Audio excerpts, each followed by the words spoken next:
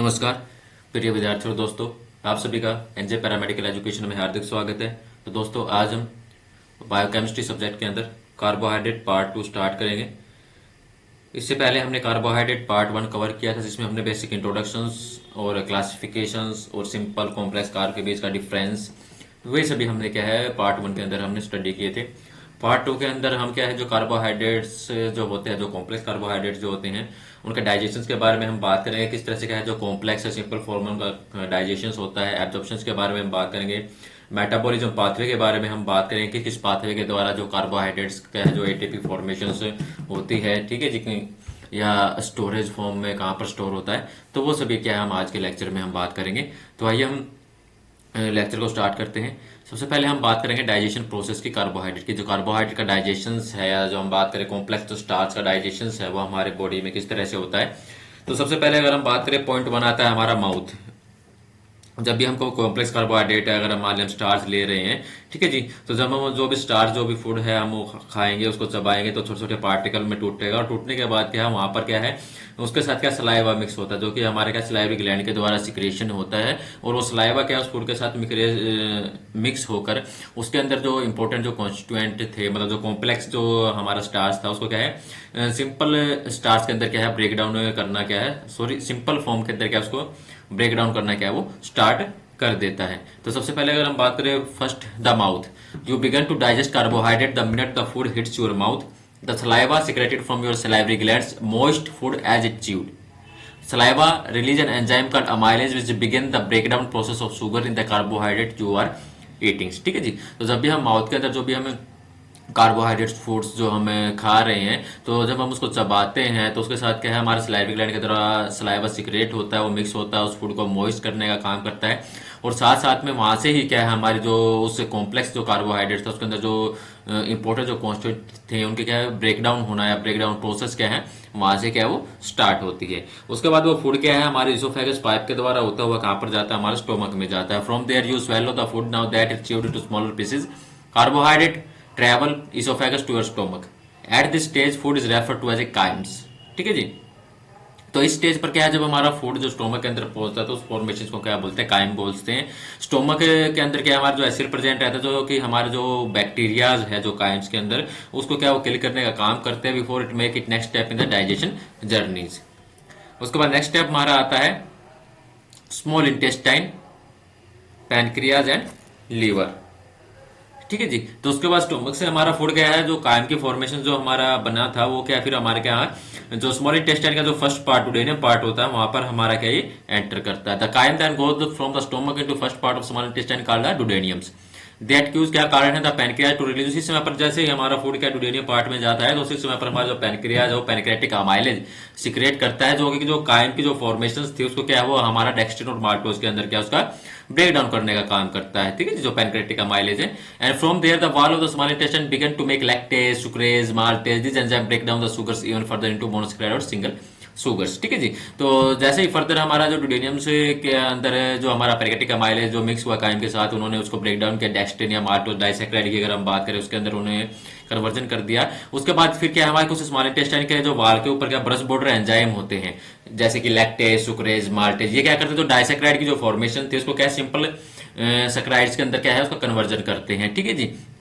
या single sugars में इसका फॉर्म में लाने का काम करते हैं। This sugar are the one that are finally absorbed in the small intestine. Once they absorb they reprocess even more by the livers and store as a glycogens and other glucose is move through the body by the blood stream. ठीक है जी। जैसे जो small intestine के जो वाल के ऊपर जो ब्रश बॉर्डर एंजाइम के द्वारा इसका जो एब्जॉर्प्शन होता है, एब्जॉर्प्शन होने के बाद क्या है ये क्या है कुछ हमारे क्या है जो एक्सेसिव अमाउंट ऑफ जो ग्लूकोज होता है वो क्या हमारा एज ग्लाइकोजन फॉर्म में हमारे लीवर में स्टोर हो जाता है, और कुछ क्या हमारे ब्लड के अंदर जो ब्लड स्ट्रीम के अंदर मूव हो जाता है और हमारे जो डिफरेंट डिफरेंट बॉडी पार्ट को जहां पर भी जो एनर्जी की रिक्वायरमेंट होती है वहां पर वो पहुंचता है। द हार्मोन इंसुलिन क्या है is release from the pancreas and allow glucose to be used as energy. उसके बाद लास्ट पार्ट हमारा था कोलन। कोलन पार्ट का कौन सा जहां पर कोई भी जो एलिमिनेटेड जो सब्सटेंस हमारा बच गया, जो वेस्ट सब्सटेंस हमारा बच गया, वो हमारे क्या कोलन जो स्टूल पार्ट के द्वारा क्या बाहर निकल जाता है। Anything that left over after the digestive process goes to the colon and then break down by intestinal bacteria. Fibre is contain in many carbohydrate and can not be digest the body and it reach the colon and then eliminate with your stools. ठीक है जी। तो ये हमारा digestion process था। Absorption की हमने बात की थी। कि जब भी जो हमारा फूड जो इंटेस्टिनल वाल के अंदर जब हमारा जाता है आफ्टर डुडेनियम के बाद, तो वहां पर कुछ जो ब्रस्ट बॉर्डर एंजाइम्स थे वो क्या है, वो एब्जॉर्प्शन करने में हेल्प करते हैं। तो एब्जॉर्प्शन ऑफ कार्बोहाइड्रेट के क्या है, दो मैकेनिज्म्स है। तो सबसे पहले क्या है, एक एक्टिव ट्रांसपोर्ट, दूसरा होता है फैसिलिटेटिव ट्रांसपोर्ट। एक्टिव ट्रांसपोर्ट किसके अगेंस्ट होता है, कंसंट्रेशन ग्रेडियंट के अगेंस्ट रहता है। इसमें क्या है, जो ग्लूकोज कंसंट्रेशन क्या है, लो टू हाई कंसंट्रेशन मूव करते हैं। फैसिलिटेटिव की अगर हम बात करें, जो कंसंट्रेशन ग्रेडियंट के साथ काम करता है from high concentration to lower concentration. तो सबसे पहले हम एक्टिव ट्रांसपोर्ट की अगर हम बात करें, तो एक्टिव ट्रांसपोर्ट क्या है, ट्रांसपोर्ट करता है ग्लूकोज और ग्लैक्टोज को and across the brush border membrane of the mucosal cells occur by active transports. ठीक है जी। एक्टिव ट्रांसपोर्ट क्या है, एक एनर्जी रिक्वायरिंग प्रोसेस है। मतलब जब भी जो ग्लूकोज के जो ग्लैक्टोज के जो मॉलिक्यूल जब ट्रांसपोर्ट करते हैं, तो उस समय पर क्या है, जो हमें एनर्जी रिक्वायरमेंट की जरूरत होती है। That require specific transport protein and presence of A sodium ions. ठीक है जी। तो sodium dependent glucose transporter SGLT1 क्या है, जो कि वर्क करता है इन एक्टिव ट्रांसपोर्ट, जो इसके साथ क्या बाइंड होते हैं both glucose and sodium at separate site and transport them both through the plasma membrane of the intestinal cells. ठीक है जी। तो सोडियम क्या transported down it concentration gradient higher to lower concentration, and उसी time पर क्या है, glucose क्या है, उस कंसंट्रेशन ग्रेडियंट के अगेंस्ट क्या है, उसके ट्रांसपोर्ट करते हैं। उसके बाद नेक्स्ट हम बात करते हैं फैसिलिटेटिव ट्रांसपोर्ट। फैसिलिटेटिव ट्रांसपोर्ट में अगर हम बात करें, जो फ्रक्टोज या मैनोज जो saccharides are transport across the brush border by the sodium independent facilitative diffusion process require specific glucose transporter. ठीक है जी। तो इस तरफ हमारे ट्रांसपोर्टर देखो कौन कौन से ग्लूकोज ट्रांसपोर्टर होते हैं, जो कि क्या है, डिफरेंट डिफरेंट टिश्यूज तक जो है ट्रांसपोर्ट करने का काम करते हैं, हमारे जो भी शुगर्स है उनको। ठीक है जी। तो जैसे GLUT1 का दिया गया, जो कि हमारे ब्रेन, किडनी, प्लेसेंटा, आरबीसी वहां तक जो ग्लूकोज उसके अपटेक को करने का काम करता है। GLUT2 की बात हुई, जहां पर क्या जो अभी ग्लूकोज है उसको क्या अपटेक और रिलीज किया जाता है। GLUT3 brain, kidney, placenta. तो ये सभी क्या हमारे दिए। जैसे GLUT5 की अगर हम बात करें, स्मॉल इंटेस्टाइन जो एब्जॉर्प्शन ऑफ ग्लूकोज होता है वो GLUT5 रिसेप्टर के द्वारा होता है। SGLT हमने अभी बात की थी। ठीक है जी। Small intestine and kidney active uptake and reabsorption of a glucose. Transporter की हमने बात कर ली थी कि sodium dependent transporter that transport of sugars out of mucosal cells. ठीक है जी। उसके बाद हमारा मेटाबॉलिज्म आता है। तो कार्बोहाइड्रेट मेटाबॉलिज्म की अगर हम बात करें कि बायोकेमिकल जो प्रोसेस है जो रिस्पॉन्सिबल होती है हमारे बॉडी के अंदर metabolic formation and conversion of carbohydrate in living, break down या interconversion of carbohydrate in living organisms. ठीक है जी। तो बहुत एनिमल्स या प्लांट की अगर हम बात करें, जो कि टेम्परली क्या स्टोर करते हैं जो भी एनर्जी रिलीज को in the form of high energy molecule such as ATP and use in cellular process। ठीक है जी। The most important carbohydrate is glucose, which is broken down by glycolysis, enter into Krebs cycles and phosphorylation to generate ATPs।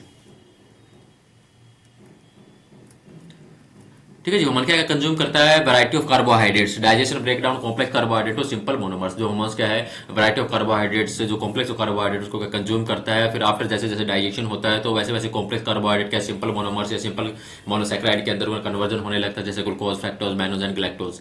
ठीक है जी।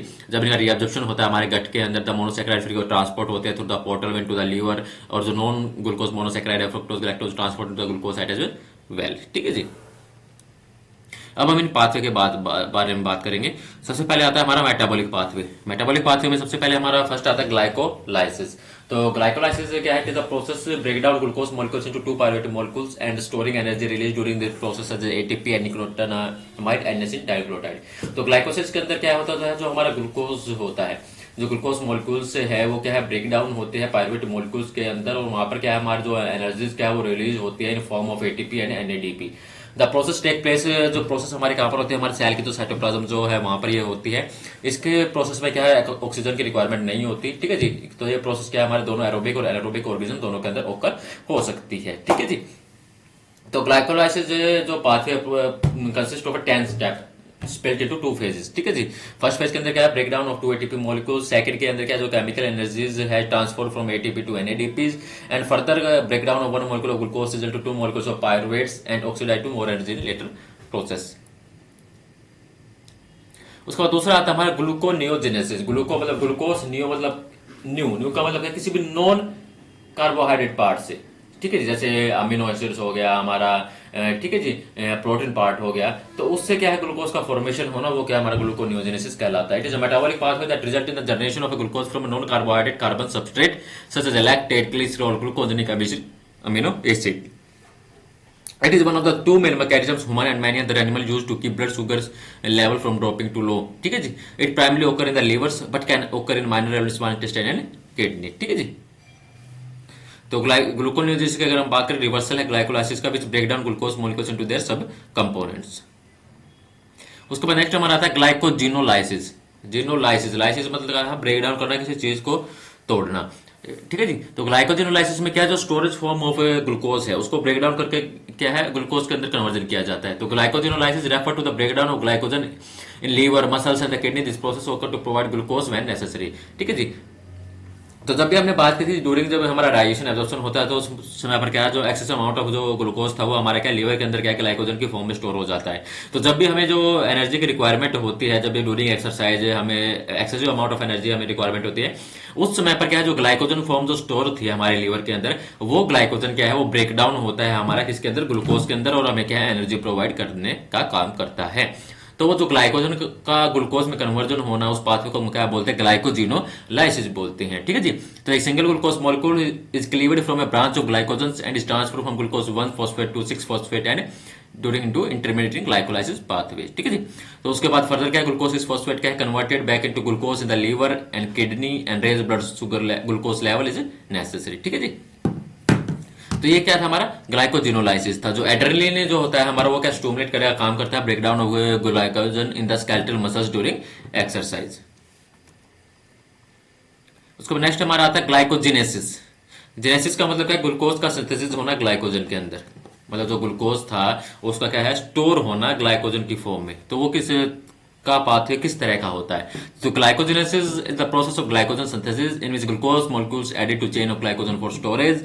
This process activated during rest period following the Cori cycles in the liver and activated insulin the response of high glucose level. तो glycogen क्या होता है, एक highly branch structure होता है जिसके अंदर कोर प्रोटीन कौन सा रहता है, हमारा ग्लाइकोजेनिन रहता है, और उसके बराबर में क्या है जो ग्लूकोज यूनिट क्या है ब्रांचेज लिंक रहती है, ठीक है जी। जैसे आपको देख रहे हो ये हमारा ग्लाइकोजन है, ग्लूकोज की स्टोरेज फॉर्म है, बीच में हमारा ग्लाइकोजेनिन, इसके बाद क्या हमारे ग्लूकोज यूनिट है जो ब्रांच बनी हुई है इसके चारों ओर।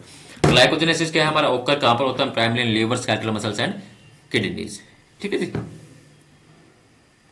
उसके बाद नेक्स्ट हमारा आता है पेंटोज फॉस्फेट पाथवेज। तो पेंटोज फॉस्फेट पाथवे क्या जो कि हमारे सेलुलर मेटाबॉलिज्म्स का कंपोनेंट्स है।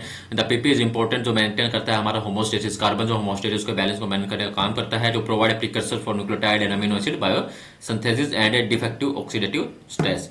जो पीपी अगर हम बात करें occur in the liver adipose tissues phagocytes and red blood sales.